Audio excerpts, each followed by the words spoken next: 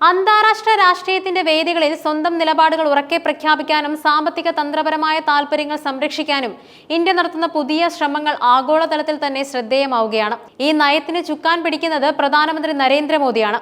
പ്രത്യേകിച്ചും അമേരിക്കൻ ഭരണകൂടത്തിന്റെ വർദ്ധിച്ചു വരുന്ന സമ്മർദ്ദങ്ങൾക്ക് മുന്നിൽ വഴങ്ങാതെ തന്ത്രപരമായ സ്വയംഭരണം നിലനിർത്താനുള്ള അദ്ദേഹത്തിന്റെ നീക്കങ്ങൾ ഇന്ത്യൻ വിദേശ നയത്തിന്റെ പുതിയ ദിശാസൂചനയായി വിലയിരുത്തപ്പെടുന്നുണ്ട്. പ്രധാനമന്ത്രി മോദി സുപ്രധാന അന്താരാഷ്ട്ര വേദികളിൽ നിന്നും വിട്ടുനിൽക്കുന്ന രീതി രാഷ്ട്രീയ നിരീക്ഷകരുടെ ശ്രദ്ധ ആകർഷിച്ചിട്ടുണ്ട്.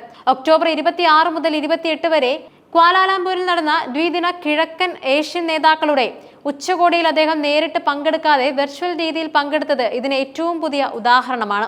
ഈ നീക്കം അമേരിക്കൻ പ്രസിഡന്റ് ഡൊണാൾഡ് ട്രംപുമായുള്ള ഒരു നേരിട്ടുള്ള കൂടിക്കാഴ്ച ഒഴിവാക്കാനുള്ള വ്യക്തമായ ശ്രമമായാണ് പൊതുവെ വിലയിരുത്തപ്പെടുന്നത്. ട്രംപിന്റെ സമ്മർദ്ദ തന്ത്രങ്ങളിൽ നിന്നും ഒഴിഞ്ഞു നിൽക്കാനുള്ള തന്ത്രപരമായ ഒരു മുൻകരുതൽ എന്ന നിലയ്ക്കാണ് നിരീക്ഷകർ ഇതിനെ കാണുന്നത്.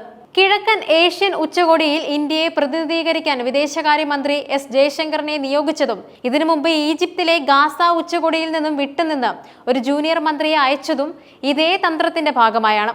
ട്രംപിനെ നേരിട്ട് കാണുന്ന പക്ഷം റഷ്യൻ എണ്ണ ഇറക്കുമതി നിർത്തുന്ന വിഷയത്തിൽ നിലവിലുള്ള ഇരട്ടമുഖ സമ്മർദ്ദം കൂടുതൽ ശക്തമായി ഇന്ത്യക്ക് മേൽ അടിച്ചേൽപ്പിക്കപ്പെടാനുള്ള സാധ്യത ഉണ്ടായിരുന്നു.